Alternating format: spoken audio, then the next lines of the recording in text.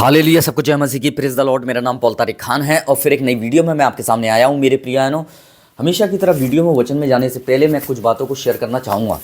इस बात को ध्यान रखें, अपने अधिकार को लेना मेरे प्रियानो, एक अपने अधिकार को लेना अपना हक होता है, अपना हक होता है, छोड़ना नहीं होता है उसे। इसलिए आज का थंबनेल टाइटल देख के समझ गए होंगे किस टॉपिक, किस विषय के बारे में बात कर रहा हूँ। और टॉपिक का विषय अपने अधिकार को कैसे वापस लें। Most important things. आज बहुत यीशु मसीह ने बहुत से लोगों को अधिकार दिया है। उसने अपने चेलों से कहा, जाओ मेरे नाम से दुष्ट आत्माएं निकालो और क्या करो, लोगों को शिफा दो।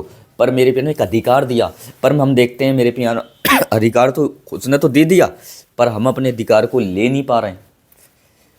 इन दिनों में अपनी कुछ मिस्टेकों के कारण हम अपने अधिकारों को गवा देते हैं। मालूम है आपको,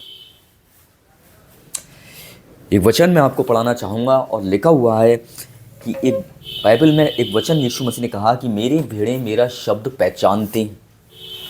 ये वो भेड़ें हैं जो यीशु के शब्द को पहचानती हैं और अपने अधिकार को अपने पास रखना जानती हैं, इस्तेमाल करना जानती हैं।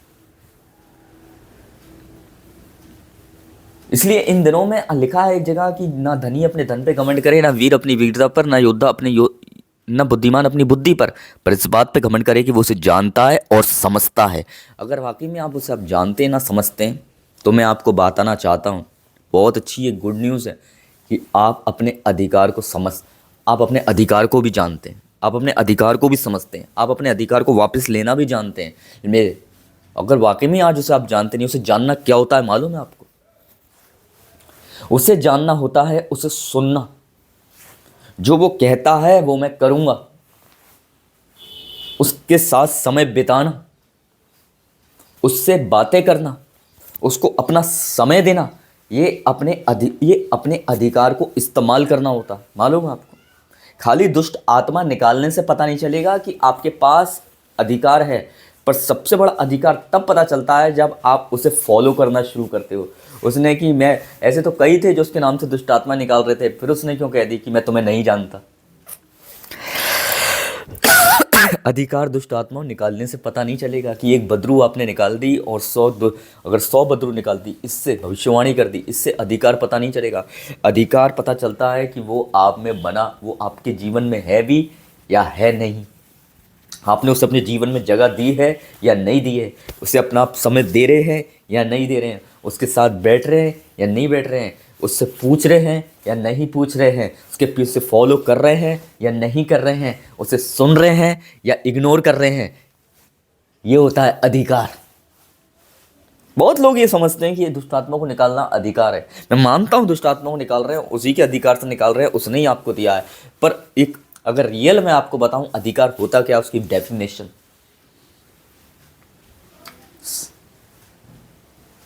अधिकार है कि जो उसने कहा वो मैं करूंगा।